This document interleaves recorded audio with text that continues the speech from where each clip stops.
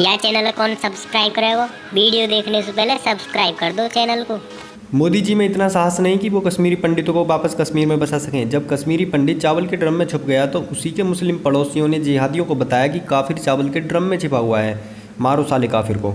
गिरिजा टिक्कू जान बचाकर जम्मू आ गई थी, पर उसी की सबसे अच्छी मुस्लिम महिला दोस्त ने उसे फ़ोन करके कहा, तुम्हारी सैलरी आ गई है, आकर ले जाओ।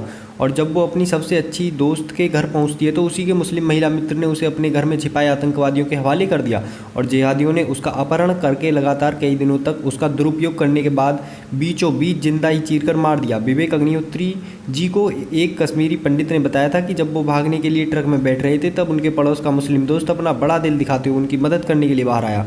उस पंडित की 3 बेटियां थीं, जिसमें 2 बेटियों को ट्रक में बिठाने के बाद उस दोस्त ने ट्रक का ढक्कन उठाकर बंद कर दिया और तीसरी बच्ची को दबोचते हुए कहा कि अब ये माल गनीमत मेरी है, मैं इससे निकाह करूंगा, और ट्रक ड्राइवर को डराकर भगा दिया। एक हिंदू प्रोफेसर का दरवाज़ा पीटा जा रहा था। उनकी पत्नी ने कहा, दरवाज़ा मत खोलिए, वो आपको मार देंगे। लेकिन प्रोफेसर साहब ने ये कहते हुए दरवाज़ा खोल दिया कि कुछ नहीं होगा, ये तो मेरे स्टूडेंट हैं। और फिर जानते हैं क्या हुआ?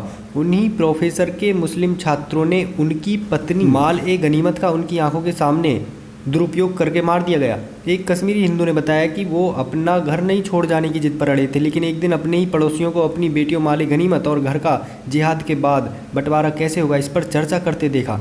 ठीक उसी दिन जब वो एक कार से भागने लगे तब उन्हीं के दोस्तों ने उन पर पथराव करके उन्हें मारने के लिए रोकने की कोशिश की। कुख्यात जिहादी बिट्टा कराटे ने पहली हत्या उस काफिर हिंदू की थी जो उसके बचपन का सबसे अच्छा दोस्त था। ये तो मैंने बस 2-4 कहानियाँ ही बताई हैं। केवल विवेक रंजन अग्निहोत्री जी को 700 से अधिक कश्मीरी हिंदुओं ने विश्वासघातियों की ऐसी ही आप बीती बताई, और आप जानकर आश्चर्यचकित हो जाएंगे कि विवेक अग्निहोत्री जी ने आज तक न्यूज़ चैनल पर करोड़ों भारतीयों के समक्ष खुलकर कहा कि 700 से ज़्यादा कश्मीरी हिंदुओं के साथ साक्षात्कार में लगभग सभी ने एक ही बात समान रूप से कही कि यदि पाकिस्तान से आए बाहरी आतंकवादी हमारे साथ अमानवीय अत्याचार करते तो भी माना जा सकता था, परंतु हमारे पड़ोसियों, छात्रों, दोस्तों, सहेलियों, सहकर्मियों ने हमारे साथ ऐसा किया केवल इसलिए कि हम काफिर थे और हमारा घर, हमारी संपत्ति और हमारे घर की महिलाएं उनके मजहब के बताए अनुसार उनके लिए माल गनीमत थीं, जिन पर उनका पहला हक था। यानी हम गालिज काफिरों की माँ बहन बेटियों पर उनका पहला हक था।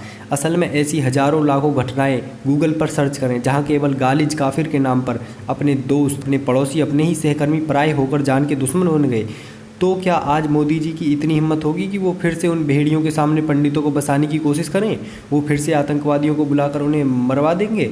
यदि कश्मीर में भारी सुरक्षा में कश्मीरी हिंदुओं की अलग कॉलोनी बनाकर भी उन्हें बसा दिया जाए तो भी जब कोई कश्मीरी हिंदू किसी कौम से उस कॉलोनी के बाहर निकलेगा तो कॉलोनी के बाहर बसे ईमान वाले ईमानदार फ़ोन करके आतंकवादी को तुरंत बता देंगे कि काफिर अभी निकला है, मारो साले काफिर को।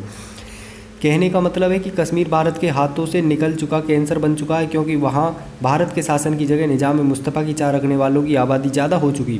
हिंदू घटा देश बटा, हज़ारों करोड़ की विकास योजनाएं चला लो, वजीफ़ा दे दो, धार्मिक यात्रा का कोटा बढ़ा दो, 3 तलाक ख़त्म कर दो, बुर्का ख़त्म कर दो, फ्री में राशन नमक दे दो, हर योजना का लाभ दे दो। नतीजा वही निकलेगा जो आजमगढ़, रामपुर, कैराना, बंगाल, केरल में हुआ। हम अपने विचार बदलते रह सकते हैं पर वो अपना लक्ष्य कभी नहीं भूलते। गालिब गालिब चालिब, या तो मुसलमान बन जाओ या भाग जाओ या मर जाओ, कड़वा सच, मानो या ना मानो। अतः कुछ ना कर सको तो शांति समुदाय का आर्थिक बहिष्कार जरूर कीजिए मेरे हिंदू भाइयों, और बदला लेना सीखिए। जय श्री राम।